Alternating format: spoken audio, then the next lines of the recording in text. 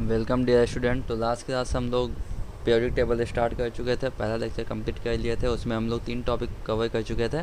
इसमें था डोबाइनियर ट्रेड पढ़ चुके थे, लोथर-मेयर कर्व और न्यूलैंड लॉ ऑफ ऑक्टेव हम लोग पढ़ चुके थे। तो आज से हम लोग मेंडलीव पीरियोडिक टेबल समझने की कोशिश करते हैं और उसके साथ साथ मॉडर्न पीरियोडिक टेबल, जिसको हम लोग long form of periodic table के नाम से जानते हैं, उसको समझने की कोशिश करते हैं। ठीक है, तो मेंडलीव पीरियोडिक टेबल ये कब बना था? ये जो मेंडलीव पीरियोडिक टेबल है ये 1871 में बना था। 1870 मेंडलीव जो थे वो, इनका पूरा नाम है डिमिट्री मेंडलीव। ठीक है, ये कब बनाए थे? ये पीरियोडिक टेबल 1871 में बनाए थे।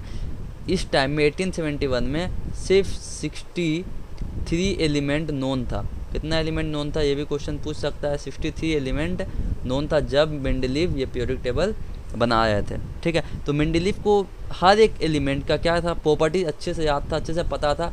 ये जबकि सब एलिमेंट के प्रॉपर्टीज़ को ये अच्छे से स्टडी कर चुके थे, एक्सपेरिमेंट किए थे, ऑब्जर्वेशन किए थे, बहुत सारा ऑब्जर्व किए थे एक्सपेरिमेंट करके उस पर। तो वो क्या किया, उन सब प्रॉपर्टीज़ को अब अरेंज करने का कोशिश किया। अब किस तरह से अरेंज करें जो ईजी वे में हम पढ़ पाएँ, है ना। जो एक जैसा, जो एलिमेंट का कुछ एलिमेंट का जो एलिमेंट का एक जैसा प्रॉपर्टीज़ है, उसको हम लोग क्यों नहीं एक सिस्टमेटिक वे में अरेंज कर दें, वो इसके बारे में सोचें। तो वो काम इनका सक्सेसफुल हुआ। 1871 में वो एक पीरियोडिक टेबल बनाए और उसको किस तरह से बनाए थे, किस तरह से अरेंज किए थे उसमें एलिमेंट, उसमें वो अपना क्या किया, एक लॉ बना दिया, स्टेटमेंट दिया। क्या दिया कि physical and chemical properties of element are periodic function of their atomic weight. एक एलिमेंट का फिजिकल और केमिकल प्रॉपर्टीज होगा, जो प्रॉपर्टीज़ होगा वो एक पीरियोडिक फंक्शन होगा उसके एटॉमिक वेट का। मतलब इसका मतलब क्या, तो ये मेंडलीव का ओरिजिनल पीरियोडिक टेबल है जो मेंडलीव 1871 में बनाए थे। जब हम एक एलिमेंट को एटॉमिक वेट के इंक्रीजिंग ऑर्डर में अरेंज करेंगे ना, physical chemical properties of element a periodic function of the atomic weight. मतलब इसका मतलब है कि जब एक एलिमेंट को हम लोग increasing order of atomic weight में अरेंज करेंगे, है ना, 6, 7, 9, 6, 9, 10 इस तरह से एटॉमिक वेट इंक्रीज़ कर रहा है, सब एटॉमिक वेट है। एटॉमिक वेट के इंक्रीजिंग ऑर्डर में अरेंज करेंगे तो एलिमेंट का प्रॉपर्टीज़ क्या होगा, लगातार क्या होगा, एटॉमिक वेट के इंक्रीजिंग ऑर्डर में हम अरेंज कर रहे हैं तो एलिमेंट का जो होगा प्रॉपर्टी लगातार क्या होगा, वो चेंज होता हुआ चलेगा। लेकिन एक इंटरवल के बाद सही से सुनना है, एक इंटरवल के बाद एलिमेंट का प्रॉपर्टीज़ जो होगा वो क्या होगा, रिपीट करना स्टार्ट करेगा एक टाइम इंटरवल के बाद। ठीक है, लगातार चेंज होगा लेकिन एक इंटरवल के बाद एलिमेंट का प्रॉपर्टीज वापस से रिपीट करेगा। मतलब जैसे कि देख रहे हैं हम लोग, लिथियम, सोडियम, पोटेशियम एक ही ग्रुप में डाला हुआ है ना, तो लिथियम, सोडियम, पोटेशियम इन तीनों का क्या होगा, प्रॉपर्टीज जो होगा वो क्या होगा, एक जैसा होगा। फिजिकल केमिकल प्रॉपर्टीज एक जैसा होगा। जैसे कि केमिकल प्रॉपर्टीज में बात कर लें तो इस जो ऑक्साइड बनाता है ये लिथियम Li2O, लिथियम ऑक्साइड बनाएगा Li2O, तो सोडियम का जो ऑक्साइड होगा, सोडियम का वो भी Na2O ही टाइप का होगा, पोटेशियम का भी K2O होगा, इस तरह का ऑक्साइड बनाएगा। केमिकल प्रॉपर्टी सबका एक जैसा होगा।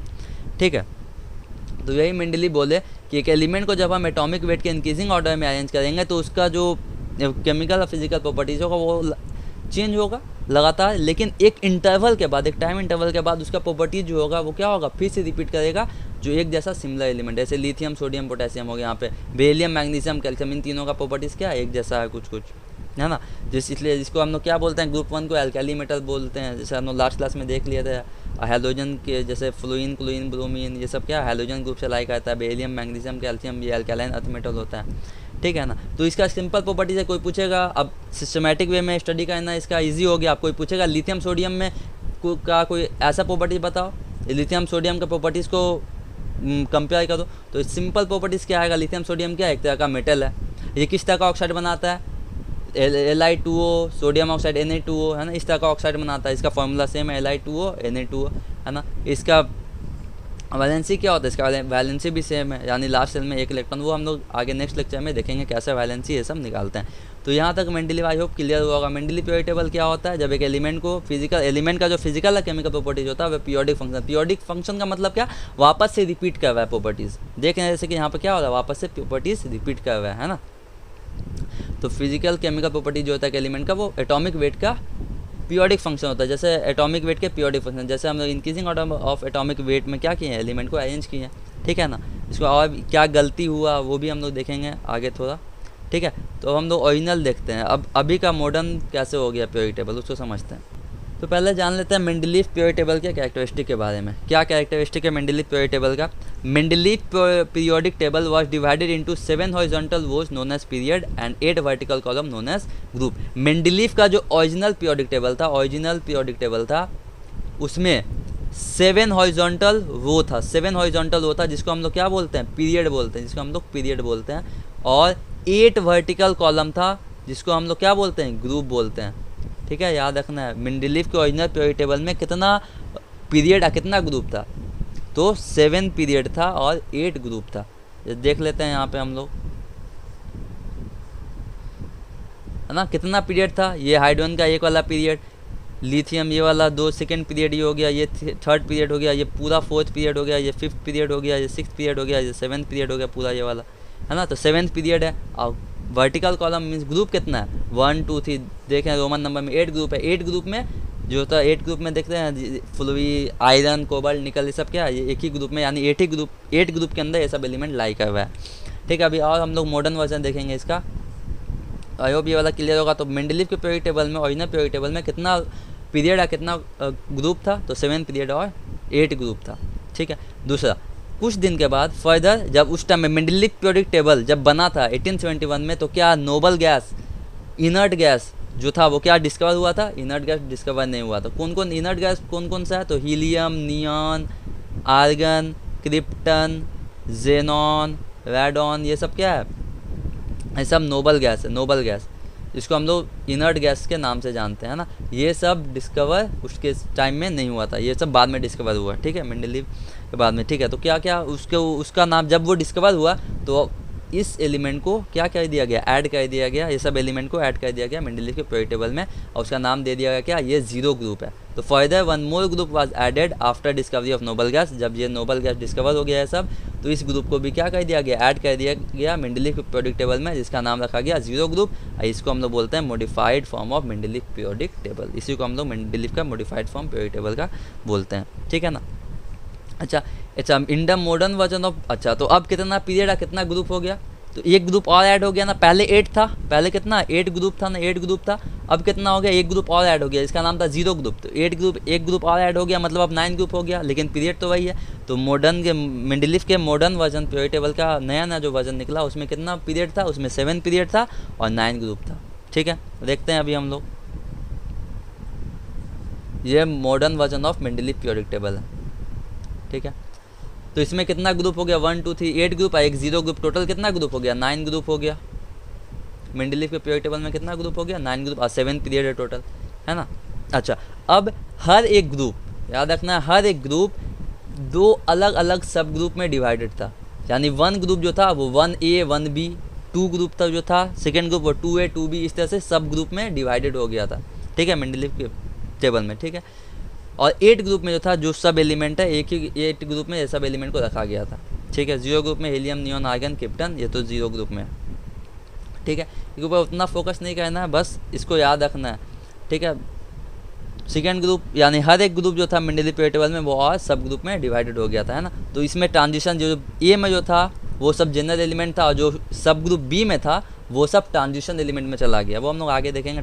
लास्ट क्लास हम लोग बताया था कौन सा ट्रांजिशन एलिमेंट था, वो हम डिस्कस किए थे, पीरियोडिक टेबल में बता देते हैं। अगर आप लोग फर्स्ट लेक्चर नहीं देखें तो देख लीजिए उसमें, है ना। तो सब ग्रुप ए में जो था वो नॉर्मल एलिमेंट था, और बी में जो था सब ग्रुप बी में, यानी 1B 2B 3B 4B, ये सब में ट्रांजिशन एलिमेंट था।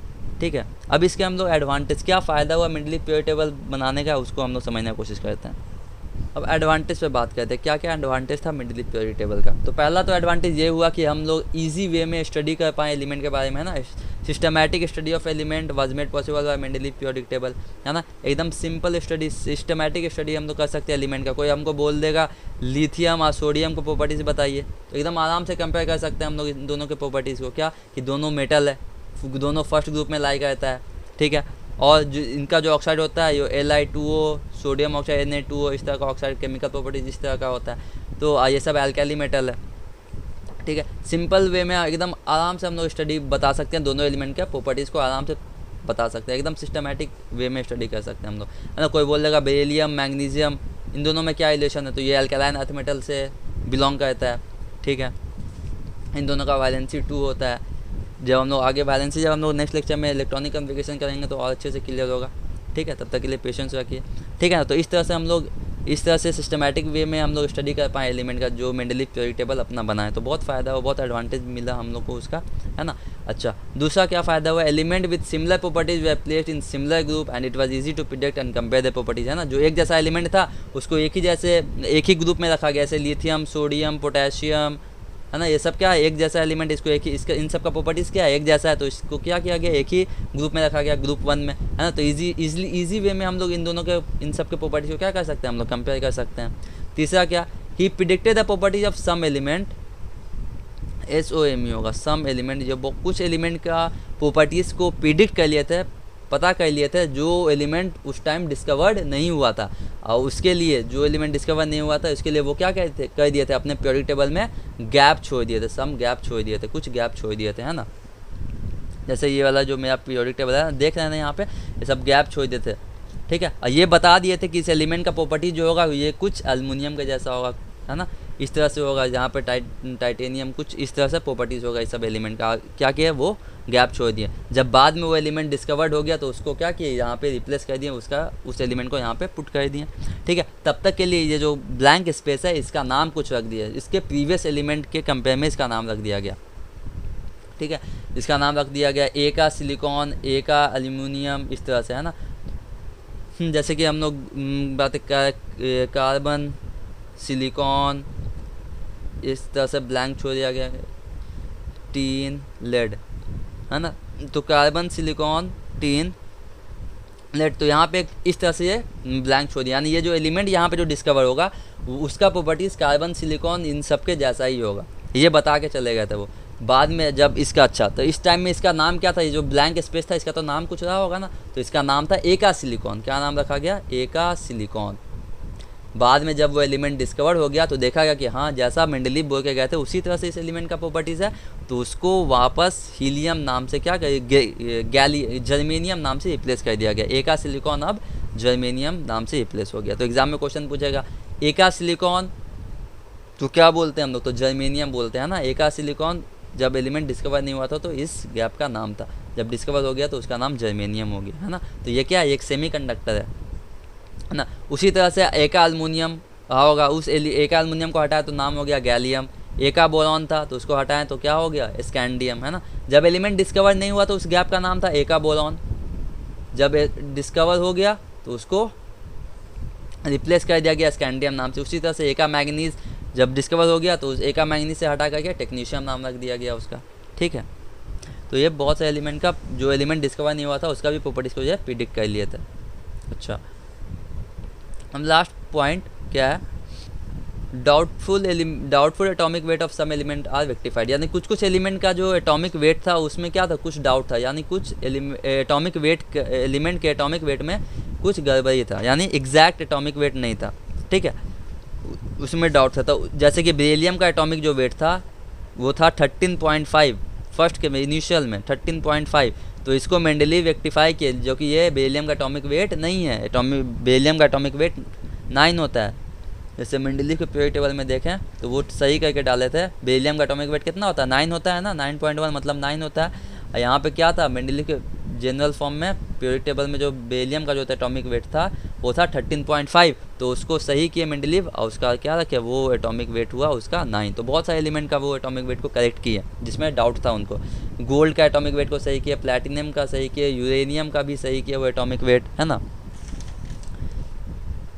तो ये सब एडवांटेज है मेंडलीव पीरियोडिक टेबल का। अब क्या क्या डिसएडवांटेज है, क्या क्या डिफेक्ट है मेंडलीव पीरियोडिक टेबल में, वो हम लोग देखते हैं। तो डिफेक्ट जो है मेंडलीव पीरियोडिक टेबल में, पहला क्या है, the wrong order of atomic mass of some element could not explain, यानी कुछ एलिमेंट का जो ऑर्डर था, एटॉमिक मास था कुछ एलिमेंट का, उसको वो एक्सप्लेन नहीं कर पाया था, रॉन्ग ऑर्डर में अरेंज कर दिए थे।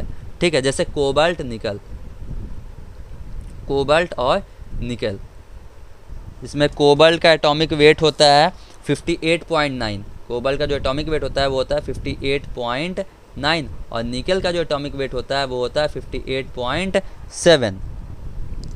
तो इस, क्योंकि मेंडलीव का जो पीरियोडिक टेबल था वो increasing order of atomic weight में था, तो क्या होना चाहिए था, कोबाल्ट को बाद में होना चाहिए था और निकल को उससे कोबाल्ट से पहले होना चाहिए था, लेकिन मेंडलीफ के पीरियड टेबल में क्या ऐसा हुआ था? नहीं, ऐसा नहीं हुआ था। देखते हैं हम लोग मेंडलीफ का पीरियड टेबल।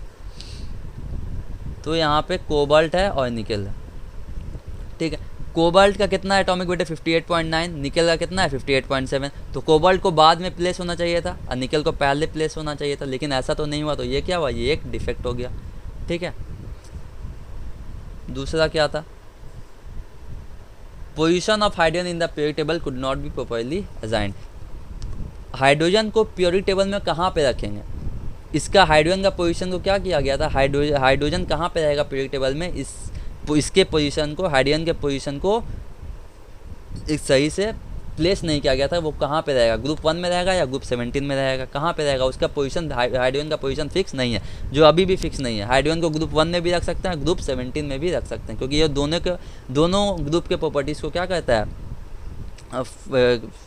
फॉर्म करता है, यानी दोनों के प्रॉपर्टीज़, दोनों ही ग्रुप के प्रॉपर्टीज़ पे ये क्या कहता है? एप्लीकेबल है, ठीक है। दोनों ही ग्रुप के प्रॉपर्टीज़ पे ये अप्लाई होगा, ये हाइड्रोजन जो होगा, इसलिए इसको नॉटी एलिमेंट बोलते हैं। ग्रुप 1 में भी रहता है या ग्रुप 17 में भी रहता है, ठीक है। तो इसको मेंडलीफ पीरियड टेबल जो है, मेंडलीफ जो थे वो इसको सही से हाइड्रोजन का पोजीशन को सही से बता नहीं पाए थे, जो अभी भी नहीं बताया गया। अभी भी उसका एग्जैक्ट पोजीशन कौन सा होगा ये अभी भी श्योर नहीं है, ठीक है।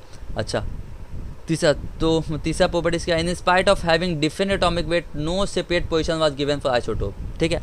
अब आइसोटोप क्या होता है? एटम, एलिमेंट के एटम का जिसका एटॉमिक मास, जो एटॉमिक नंबर जो होता है वो सेम होता है, लेकिन एटॉमिक मास जो होता है, एटॉमिक वेट जो होता है वो क्या होता है? वो डिफरेंट होता है। जैसे आइसोटोप, एलिमेंट जिसका एटॉमिक नंबर क्या हो? सेम हो, लेकिन एटॉमिक मास क्या हो? डिफरेंट हो। जैसे कि हाइड्रोजन का आइसोटोप लेते हैं, जैसे 1H1, 1H2, 1H3, ये हाइड्रोजन का आइसोटोप है, जिसका नाम होता है protium. 1H2 protium, deuterium, 1H3 को बोलते हैं हम लोग ट्रिटियम बोलते हैं। देखिए, तीनों का एटॉमिक नंबर जो है वो सेम है, लेकिन तीनों का एटॉमिक वेट जो है क्या है? वो डिफरेंट है, 1, 2, 3, है ना। एलिमेंट तो हाइड्रोजन ही है।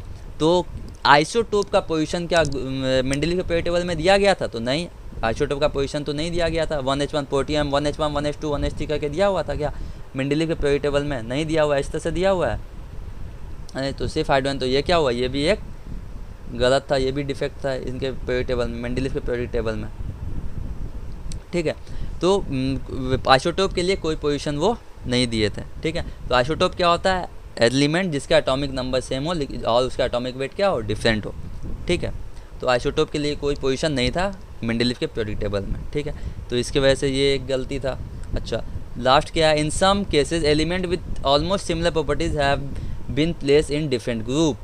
तो देखा गया कि कुछ एलिमेंट जिसका प्रॉपर्टीज़ एक जैसा है, लेकिन प्रॉपर्टीज़ एक जैसा रहते हुए, सिमिलर प्रॉपर्टीज़ होते हुए भी वो क्या है? डिफरेंट ग्रुप में प्लेस्ड है। जैसे बात कर लें कॉपर और मरकरी में, है ना। ये कॉपर और मरकरी देखा जाए तो बहुत सारे एस्पेक्ट से इन दोनों का जो प्रॉपर्टीज़ है वो क्या है? एक जैसा, सिमिलर प्रॉपर्टीज़ है, लेकिन सिमिलर प्रॉपर्टीज़ होते हुए भी ये क्या है? मेंडलीफ के पीरियड टेबल में डिफरेंट ग्रुप में प्लेस्ड है। देखते हैं हम लोग। ऐसे यहाँ पे ग्रुप 1 में देखा जाए तो पहले यानी ओरिजिनल फॉर्म में तो कॉपर यानी फर्स्ट ग्रुप में प्लेस्ड है कॉपर, और मरकरी कहाँ है? सेकंड ग्रुप में प्लेस्ड है, ठीक है। तो कॉपर और मरकरी का देखा है तो हर तरफ से बहुत सारे एस्पेक्ट से इन दोनों का प्रॉपर्टीज़ क्या एक जैसा है, लेकिन ये डिफरेंट ग्रुप में प्लेस्ड है। तो ये एक डिफेक्ट है मेंडलीफ के पीरियड टेबल का, ठीक है। आप लोग नोट्स बनाते हुए चलिएगा, क्योंकि बाद में फिर आप लोग को प्रॉब्लम नहीं हो।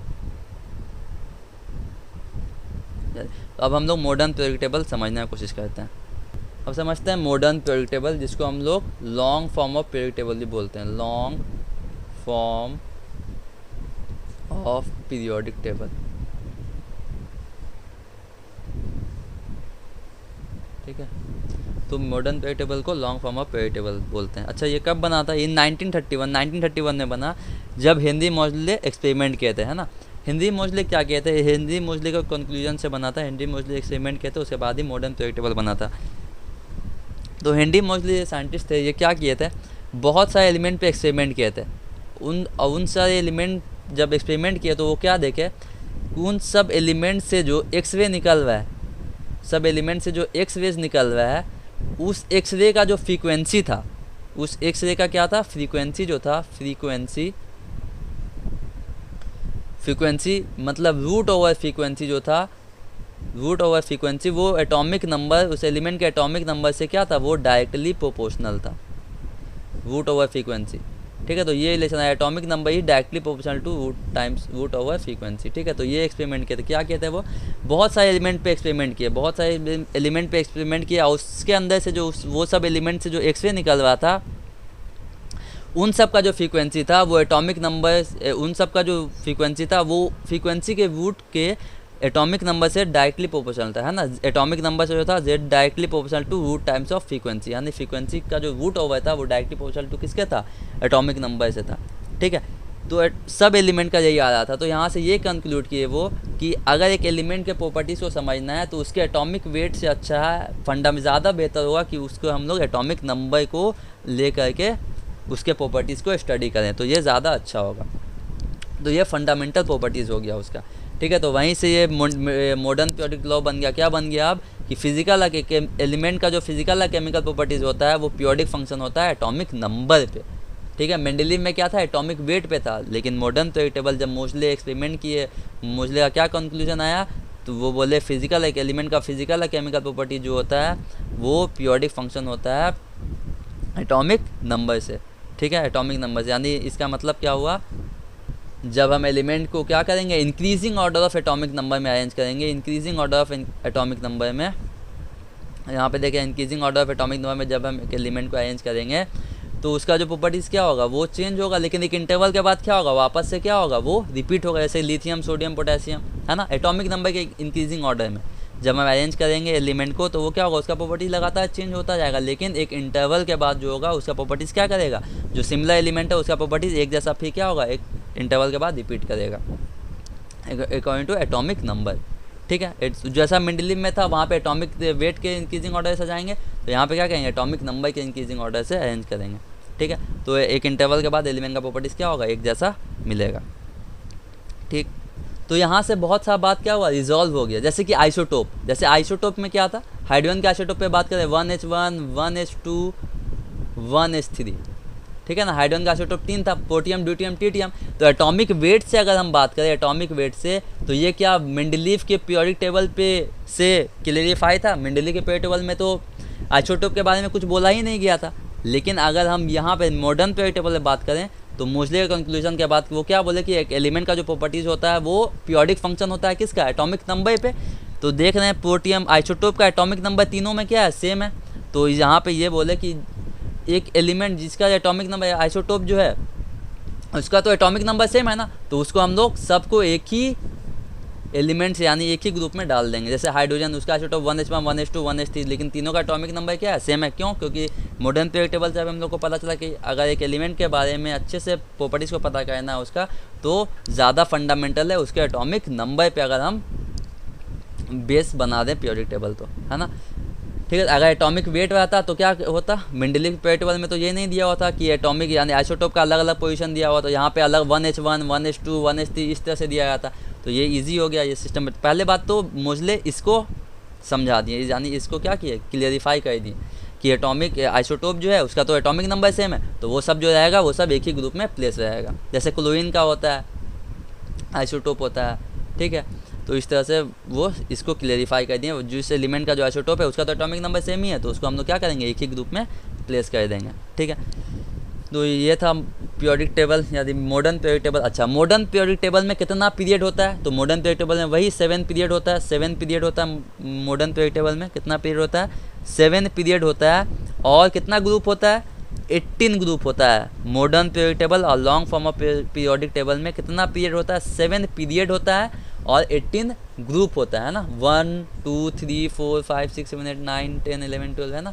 तो 18 टोटल कितना ग्रुप होता है, 18 ग्रुप होता है। जैसे हम लोग देख लिए थे सब ग्रुप में डिवाइडेड है ना, तो जितना जनरल एलिमेंट है वो ए में रिप्रेजेंट होगा, 1A 2A है ना, 3A 4A ये सब ए में। और जितना ये सब है ट्रांजिशन एलिमेंट है, ये सब ट्रांजिशन एलिमेंट है। यहाँ से जितना ये सब क्या है, ट्रांजिशन एलिमेंट है, ट्रांजिशन एलिमेंट। इसको हम लोग सब ग्रुप बी में डाल दिए, ट्रांजिशन एलिमेंट है सब, इसको हम लोग सब ग्रुप या क्या किए हैं साइंटिस्ट लोग, इसको सब ग्रुप बी में डाल दिया गया है। ठीक है ना, 1B 2B ये हो गया, 3B 4B 5B 6B 7B, ये 8 ग्रुप जो होगा वो जो उसको मतलब वो सब एक ही में लाई करेगा। जैसे 9th ग्रुप में जो होता है वो सब एक ही में लाई करता है। तो अब नेक्स्ट क्लास में हम लोग क्या करेंगे, इलेक्ट्रॉनिक कॉन्फ़िगरेशन करेंगे। तो आप लोग 20 एटॉमिक नंबर तक, क्लास 10 में 20 एटॉमिक नंबर तक एलिमेंट को क्या कीजिएगा, याद कर लीजिएगा। जैसे hydrogen, helium, lithium, beryllium, atomic number के साथ 20 तक यानी कैल्शियम तक अच्छे से याद कर लीजिएगा, क्योंकि यहीं सब में से क्वेश्चन पूछेगा एग्जाम में। कौन से पीरियड में लाई करता है, कोई भी एक एलिमेंट दे देगा, पोटेशियम दे देगा, उसका एटॉमिक नंबर दे देगा 19। अब ये कौन से ग्रुप में लाई करता है, कि कौन से पीरियड में लाई करता है, इसका क्या कॉन्फ़िगरेशन है, ठीक है। तो ये सब क्वेश्चन पूछेगा। तो ये सब हम लोग नेक्स्ट क्लास में, नेक्स्ट लेक्चर में करेंगे अच्छे से। तो 20 तक कैल्शियम तक एटॉमिक नंबर को आप लोग याद कर दीजिएगा, ठीक है। तो मिलते हैं हम लोग नेक्स्ट लेक्चर में, बात करते हैं इलेक्ट्रॉनिक कॉन्फ़िगरेशन, वो सब समझने की कोशिश करते हैं। आई होप आपको ये लेक्चर समझ में आया होगा। समझ में आया तो दोस्तों के साथ शेयर कर दीजिए, चैनल को सब्सक्राइब कर दीजिए, लाइक कर दीजिए। जैसे हम न्यू लेक्चर डालेंगे सब्सक्राइब कर दीजिएगा, न्यू लेक्चर जैसे डालेंगे आपको वैसे ही अपडेट मिल जाएगा। तो आप लोग नोट्स लेक्चर के साथ साथ बनाते हुए चलिए, ऐसे आपको डिस्क्रिप्शन में नोट्स मिल जाएगा, आप वहाँ से कॉपी कर लीजिए। कॉपी नोट्स बनाते हुए चलिएगा तो बाद में ईजी होगा पढ़ने में, समझ में आएगा ईजी वे में, ठीक है।